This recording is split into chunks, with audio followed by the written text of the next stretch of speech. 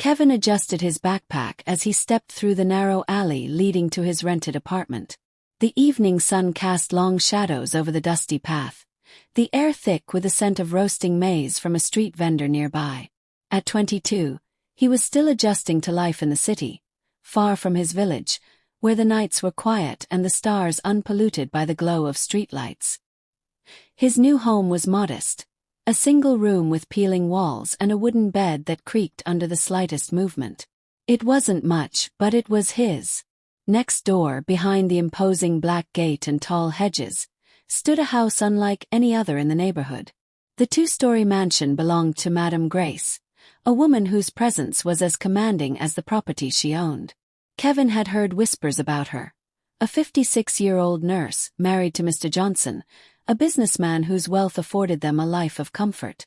But unlike most married women of her status, Madame Grace lived as though she were alone. Kevin first saw her that afternoon.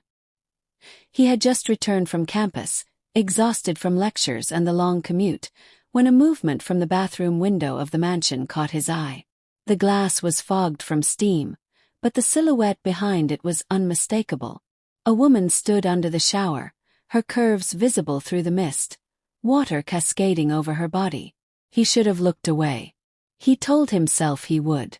But he didn't. The window was slightly open, and for a moment, he felt like an intruder in a scene he was never meant to witness. Madame Grace ran her hands through her short, slicked-back hair, tilting her head as the water kissed her skin. She moved with a confidence that Kevin had never seen in women his age. Unhurried, self-assured, aware of her own allure. Then, as if sensing his gaze, she turned slightly, and their eyes met. Kevin's heart slammed against his ribs. He stepped back instantly, feeling the heat rush to his face. But instead of closing the window or covering herself, Madame Grace simply smirked. A slow, knowing smile that sent a shiver down his spine before she turned away, continuing her shower as if nothing had happened. Kevin barely slept that night. His mind replayed the moment in sharp detail, the way her shoulders glistened under the water, the teasing amusement in her eyes. He told himself it meant nothing. She was married. She was older. She was dangerous. But danger had never felt so inviting. The next day, he tried to shake off the encounter, focusing on his assignments. He met Felix, his closest friend, at a small cafe near campus, hoping for a distraction.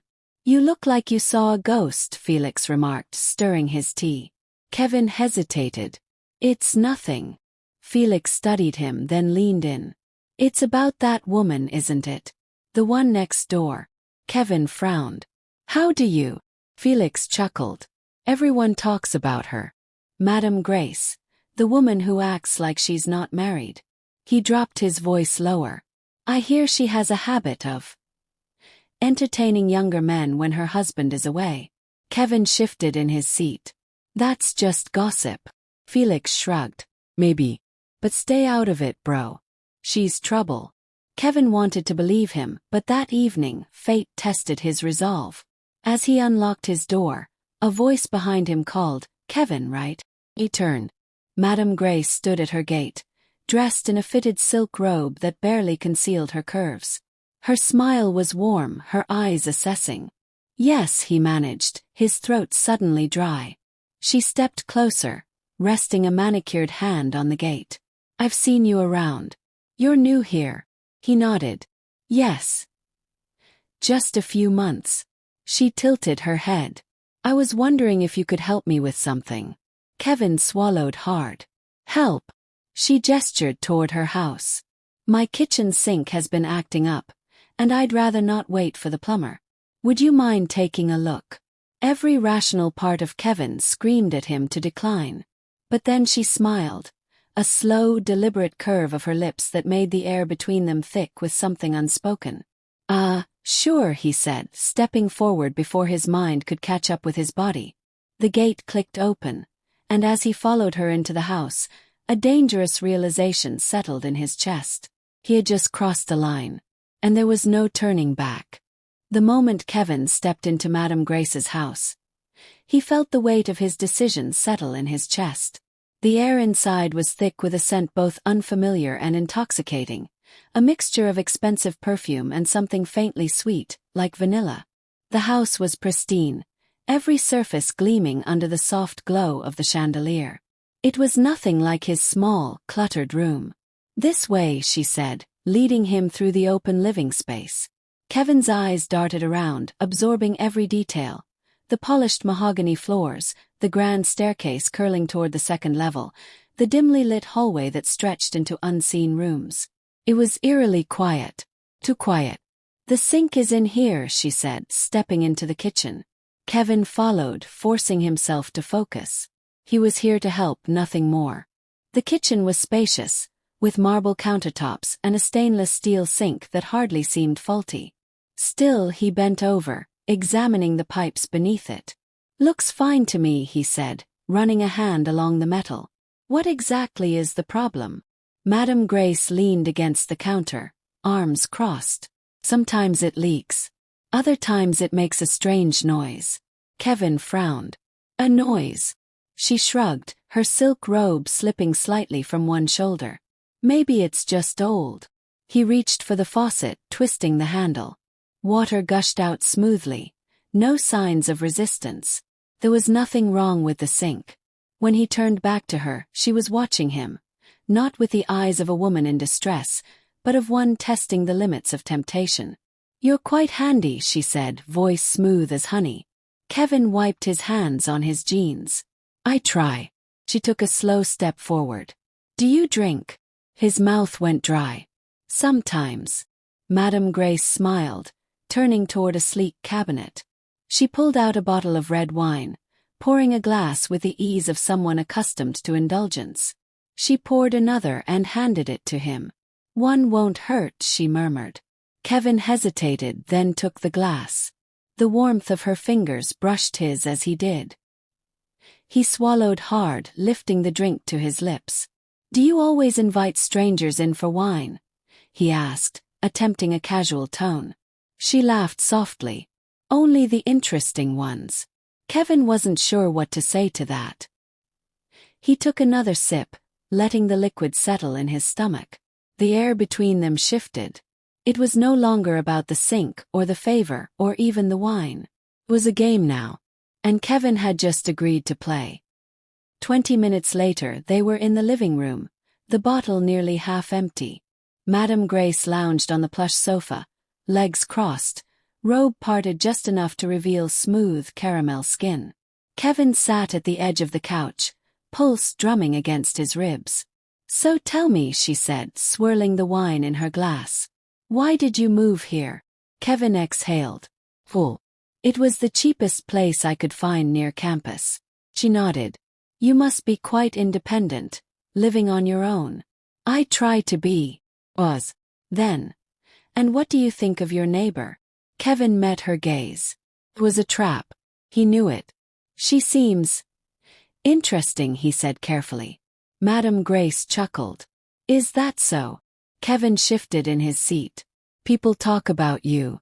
Her smile didn't falter. "People talk about anything that makes them feel better about their own lives." He hesitated. "So, are they lying?" She took another sip of wine, then set the glass down. "What do you think?" Kevin didn't answer. Because the truth was already unraveling before him.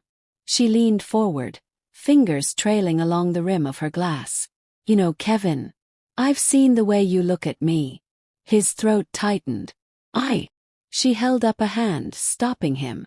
"It's all right. Curiosity is natural." Kevin's grip tightened around his glass. The room suddenly felt too small, the space between them too fragile. Madame Grace tilted her head. "Are you afraid of me?" "No." He shook his head slowly. "No." She smiled. "Good." Outside, the wind rustled through the trees. Inside, the tension thickened like an unspoken promise. "Stay a little longer," she whispered. Kevin hesitated, for only a moment. Then he placed his glass down beside hers. And stayed. The air inside the house grew heavier, thick with the scent of wine and something more dangerous, anticipation. Kevin sat on the edge of the couch, his mind waging a silent battle between reason and the undeniable pull of the woman before him. Madame Grace had not moved closer, yet she had closed the distance between them. She studied him with an unreadable expression, fingers resting lightly against the stem of her wine glass. Her robe, already loose, had shifted slightly, revealing the smooth curve of her collarbone. It was not accidental. Nothing about her was. "You're tense," she murmured. Kevin swallowed, shifting in his seat. "I should probably go." A flicker of amusement crossed her face. "Do you want to?" The truth sat heavy in his chest. "Well." But saying it would mean admitting what was already happening, what had been happening since the moment she caught him watching her through that window. Madame Grace set her glass aside and stood, moving with a grace that made the simple act feel deliberate. She walked toward him, her bare feet making no sound against the polished floor. She was in control, and he was just waiting to see what she would do next. Stopping in front of him, she extended a hand. "Dance with me." Kevin blinked. "Dance?" Soft chuckle. "Yes, dance. Or do young men not do that anymore?" The teasing note in her voice made his pulse hammer against his ribs. He hesitated, but when her fingers curled around his wrist, his resistance unraveled. He let her pull him up. The world outside ceased to exist. There was no music, no rhythmic guidance, only the slow, unspoken language of movement. Her body against his. The silk of her robe brushed against his skin as she stepped closer, her hands resting lightly against his chest. His own found her waist, unsure at first, then more certain as she pressed into him. Her breath was warm against his neck. "I knew you wouldn't leave," she whispered. Kevin closed his eyes for a brief moment. He should leave. He didn't. Her fingers trailed up his arms, slow, deliberate, sending a current through him that made rational thought impossible. When she pulled back just enough to look at him, he saw something that both terrified and thrilled him. A challenge. "Tell me you don't want this," she said softly. Kevin's throat tightened. He couldn't say it. 'Cause it would be a lie. Instead, he did what she had been waiting for. He kissed her. The moment their lips met, the last thread of restraint snapped. Her fingers tangled in his hair, pulling him deeper into the kiss, her body molding against his. There was no hesitation now, no question of whether they had gone too far. They had. And neither of them cared. She moved first, guiding him toward the hallway without breaking contact. A slow descent into the inevitable. Kevin barely noticed the shift in surroundings, only the feeling of her, the way her hands traced his skin, the way she tasted like red wine and something forbidden. Then suddenly a noise. A sharp, unexpected creak from outside. Kevin tensed. Madame Grace froze, her breath shallow against his lips. "What was that?" he whispered. For the first time he saw something flicker in her eyes. Uncertainty. She hesitated before pulling away, adjusting her robe with a practiced ease. The spell between them shattered, but the heat still lingered in the air. Madame Grace walked toward the window, pulling the curtain back just enough to peek outside. Kevin stood frozen, his heart pounding. After a moment, she let the curtain drop. "It's nothing," she said, but there was a tightness in her voice now. Kevin exhaled, running a hand through his hair. The weight of what they had just done crashed into him. "We shouldn't," he started, but the words felt hollow. Madame Grace turned back to him, her expression unreadable. The moment had passed, but the damage was done. "You should go," she said softly. It wasn't rejection. It was something else, a warning. Kevin nodded, but as he stepped toward the door, he knew one thing for certain. This wasn't the end.